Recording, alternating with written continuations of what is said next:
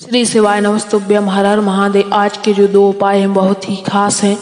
पहला है 11 दीप कहाँ पर प्रज्वलित करना है, 11 ही अलग अलग जगहों पर। और दूसरा है वृष कपि, जो कि आपने सुना होगा, गुरुजी ने अपनी कथा में कई बार बताया है। वृष कपि पितृपक्ष में ही किया जाता है, और जो 11 दीप वाला उपाय है यही भी पितृपक्षों में किया जाता है।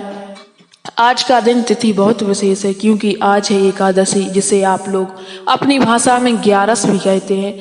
और दिन आपको पता है सोमवार का, पितृपक्ष का सोमवार कितना महत्वपूर्ण होता है, यह आप हमसे पूछिए। या गुरुजी ने स्वयं बताया है कि पितृपक्ष का सोमवार और एकादशी का महायोग है।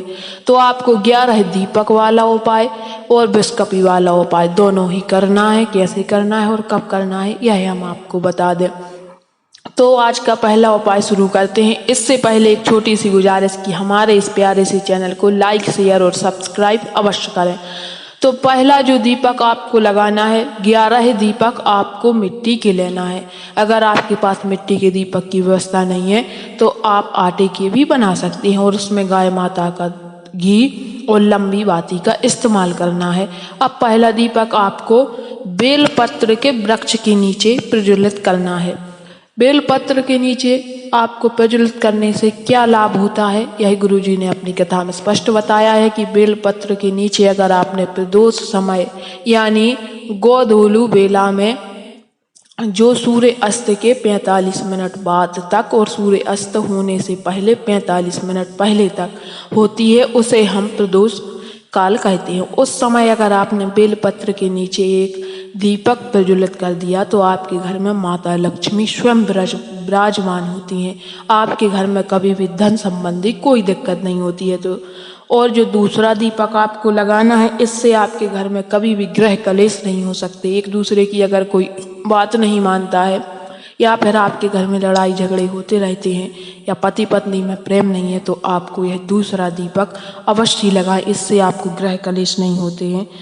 आप अपने घर में जहाँ भी पानी रखते हैं, आरओ लगा हो या मटका हो, वहाँ पर आपको दक्षिण की तरफ बाती कर कर उसके पास में लगा देने से पितृ खुश होते हैं, जिसके आपके घर में कभी भी गृह कलेश नहीं होता है। यह तो गृह कलेश का हो गया। और तीसरा है, इस दीपक को लगाने से किसी भी व्यक्ति की अगर शादी नहीं हो रही है या महाशनि की दशा चल रही है तो उससे छुटकारा मिल जाता है। यह आपको पीपल के वृक्ष के नीचे लगाना है। अब पीपल के वृक्ष के नीचे अपन लोग सरसों के तेल का दीपक लगाते हैं, लेकिन आज एकादशी है और पितृपक्ष चल रहा है, इसलिए आपको गाय माता के घी का ही दीपक पीपल वृक्ष के नीचे लगाना है। और पीपल वृक्ष के नीचे जब आप वह दीपक लगाएं तो आपको पीपलेश्वर महादेव का स्मरण करना है और आपको वह दीपक लगा देना है। और जो आपने दूसरा दीपक लगाया था गृह कलेश के लिए, उसमें आपको पितृ देवता का स्मरण करना था। तो आज के जो 3 दीपक वाला तो हो गया। अब चौथा दीपक आपको, अगर आपके घर में माता लक्ष्मी का आगमन नहीं हो रहा, पैसा कहीं से आ ही नहीं रहा है, तो यह जो चौथा दीपक है आपको वह वहाँ पर कहाँ लगाना है, आपके घर के मुख्य द्वार पर। जो आपका घर का मुख्य द्वार होता है उसकी दाहिनी तरफ आपको यह दीपक प्रज्वलित करना है। ध्यान रखें कि जब आप अंदर आए तब वह जो आपका हाथ दायां हो वहाँ पर लगाना है। आप जब घर से बाहर जाएं तब दायां हाथ पड़े वहाँ पर नहीं लगाना है। आप जब घर के अंदर आए तब दायां हाथ पड़े, उसी को दायां हाथ माना जाता है।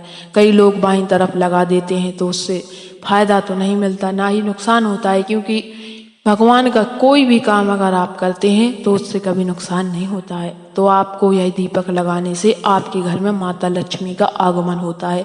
आप अपने घर के मुख्य दरवाजे पर प्रतिदिन एक शाम के समय दीपक जलाएं। ऐसा करने से आपके घर में कभी भी धन की कमी नहीं हो सकती। गुरुजी ने स्वयं अपनी कथा में कई बार कहा है। तो यह आप आज का चौथा दीपक वाला हो गया। और अब 5वां, अगर आपको पितृ दोष है, आपके घर में कोई शुभ समाचार कभी आता ही नहीं, लक्ष्मी जी रूठी हुई हैं, या किसी की शादी विवाह नहीं हो रहे हैं, या कोई बीमार है, तो आप समझ लीजिए पितृ दोष है।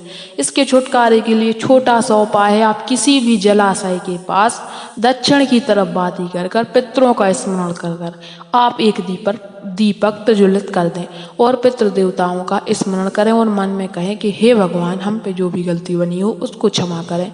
आप देखेंगे आपकी घर की सारी दिक्कतें धीरे धीरे समाप्त होती जाएंगी।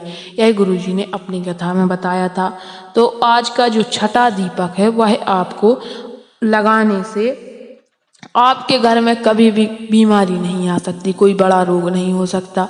आपको यह दीपक आपकी पूजा घर में, जहाँ भी आप भगवान शिव की, विष्णु भगवान की या जो भी जिस भी भगवान की आप पूजा करते हैं, आपके घर में कोई भी भगवान विराजित हों उनके पास लगाएं और भगवान नारायण का ध्यान धरें, क्योंकि नारायण निरोग करने वाले हैं। महादेव जी तो अवश्य करते हैं, लेकिन नारायण जी का और महादेव जी का दोनों का ध्यान धरकर यह दीपक आपको वहाँ पर प्रज्वलित कर देना है।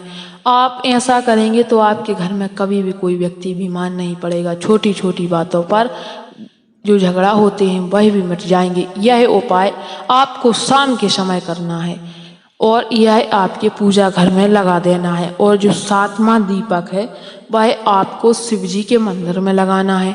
शिव जी के मंदिर में आप जब भी अंदर जाते समय जो दाहिनी तरफ पड़े उसके पास में आप लगा दें। ऐसा करने से आपके परिवार में किसी भी व्यक्ति की अकाल मृत्यु नहीं होती, रोग बीमारी नहीं होते, जो भी आपके मन की परेशानी है वह पूरी हो जाती है। तो आपको यह कहाँ पर, शिव जी के मंदिर में लगाना है। और जो आठवां दीपक है वह आपको माता तुलसी, जहाँ पर भी आपकी माता तुलसी लगी हैं उनका पौधा है, उनके नीचे आप वह आठवां दीपक लगा दें और भगवान शिव जी से प्रार्थना करें, माता तुलसी से प्रार्थना करें कि आपके मन की जो भी विशेष कामना है वह माता तुलसी से अवश्य कहें, क्योंकि तुलसी विष्णु भगवान की प्राण प्रिया हैं, उनकी पत्नी हैं।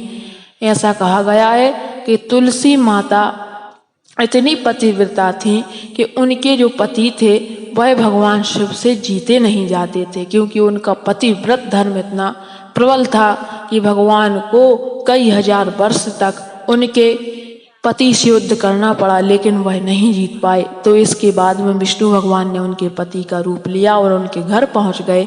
तो माता ने जाना, तुलसी माता ने, कि हमारे पति युद्ध जीत कर आ गए, लेकिन जब उनने विष्णु भगवान का स्पर्श किया तो उनका पतिव्रत धर्म खंडित हो गया। तब विष्णु भगवान को उनने श्राप दिया कि आपने मेरा धर्म खंडित कर दिया, वो भी छल से।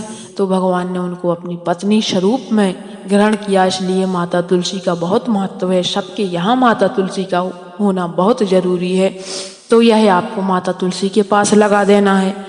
और आठों दीपक आपको लगाकर भगवान महादेव से जरूर प्रार्थना करनी है। तो अब आज का जो दूसरा उपाय है वह जानते हैं, वह आपको किस प्रकार और किस लिए किया जाता है। सबसे पहले वह हम आपको बता दें, यह जो विषकपी का उपाय है गुरुजी ने अपनी राजस्थान की कोटा के कथा में 5वें दिन बताया था। इससे पितृपक्ष में ही किया जाता है और यह बस छोटा सा उपाय है। इसको करने से आपके यहाँ कैसा भी पितृ दोष हो, अगर आपके पितृ नाराज हैं तो उनको शांति मिलती है और वह प्रसन्न होते हैं। जो पितरों के देवता हैं आर्यमान, वो बहुत ही खुश होते हैं। तो आपको उनकी खुशी के लिए आपको एक रोटी लेनी है, और रोटी आप जहाँ तक हो सके तो मोटी रोटी लेनी है, क्योंकि जो तवे पे बनती है वह रोटी लेकर उसमें घी लगाकर गाय माता का और छोटा सा एक गुड़ का टुकड़ा उस पर डाल दें, या आपके घर में कोई मिठाई हो तो वह डाल दें, और गाय माता को आपको पितरों का स्मरण करते हुए